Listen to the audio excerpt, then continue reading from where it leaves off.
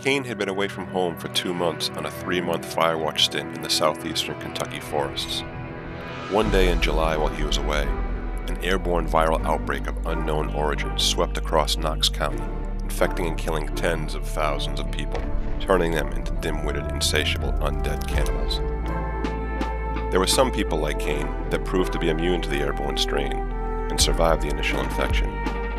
But in a sick twist of fate, the dead began hunting and consuming the living.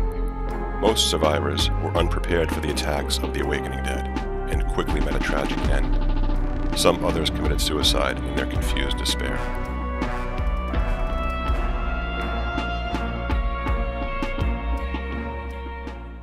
Meanwhile, Caine was unaware of any of this. The wildfire season had been oddly uneventful, but when he woke up in the lookout tower one morning in July, he finally did see smoke rising up in the far distance. But it was in the direction of Knox County, not the dense forested region he was overwatching. He radioed the closest fire station in Rosewood, Caine's hometown, to get a report on the situation. Unable to get a response from the station, he tried radioing his wife on another frequency to make sure things were okay. She always kept the ham radio on when he was on watch. After several hours of trying across several frequencies with no response from anyone, Caine began to worry deeply. He decided to hastily leave the lookout tower early and go check on his home and family. Upon reaching the exit of the dense forest, Caine found that his park ranger vehicle had been stolen from the spot he left it on the roadside. He now knew things were definitely amiss, and began double-timing it towards home. He jogged west along the highway for several hours, but didn't see a single other person in that time. He was getting tired, and he hoped he could get a ride and some answers from someone at the Fossoil.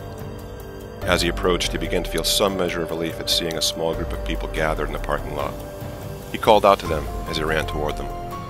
Caine's relief turned to panicked terror as a gang of grotesque, bloody, and mangled forms faced him and quickly started shambling towards him amidst a cacophony of inhuman screams and howls. He was so tired, so confused, and so afraid. Instinct and adrenaline kicked in, and he sprinted off into the woods towards home, quickly losing his pursuers.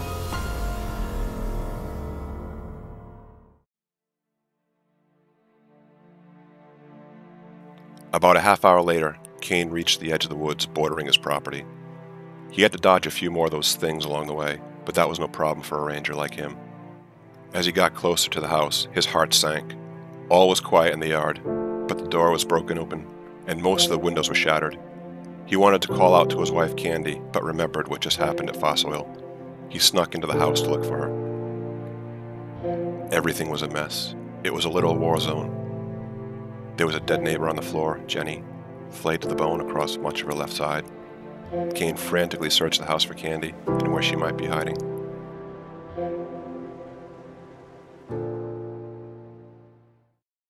He finally found her on the floor of the storage closet, a large chunk of flesh missing from the side of her right palm. As he knelt down, he was thankful that she began to stir and still had life in her. He picked up her right hand to assess and treat the wound and told her things would be okay. Coming to, she turned and looked at him. Caine noticed that the beautiful blue hue of her eyes was gone. They had become gray, and just at that moment, she growled and lunged at his face. He jerked away in a panicked surprise, falling backward out the closet doorway onto his ass.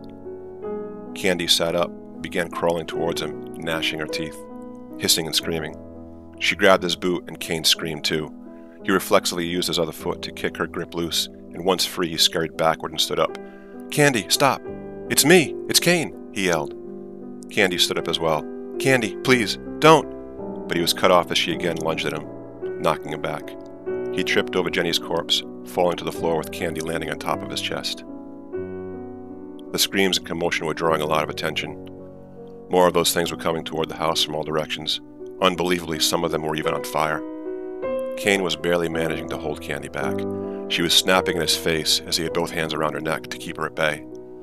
The outside things were closer now, and he knew he was almost out of time. Summoning his strength, he held Candy back with just his left hand gripping her neck very hard. With his right hand, he searched for anything nearby that might save him and found a wooden baseball bat. Just as the strength in his left arm failed, he was able to jam the neck of the bat between her teeth and twist left to lever her body off of him. The things were in the house now, and there was no more time. As Caine stood to escape this horror, Candy grabbed his boot with both hands, and he was unable to break free. With one mighty and frenzied swing, he cracked her in the head with the bat, splitting it open and spraying him with her blood and brains. Her arms went limp. The things almost had him trapped now. Still running on instinct, Caine smashed through a window and fled for his life. He looked back just long enough to catch a glimpse of his family home going up in flames.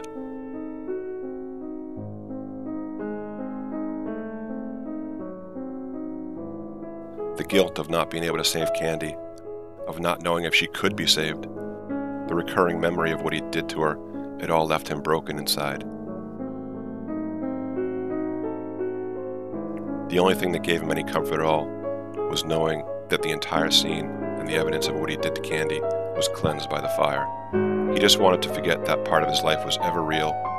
It was too much to bear losing, and the recent trauma of killing Candy was too painful to acknowledge. As penance for his failures, Caine resolved to never take another life, no matter how small, but he would go on to use fire to cleanse the people's deranged bodies and spirits of this curse. The next chapter of Caine's journey continues.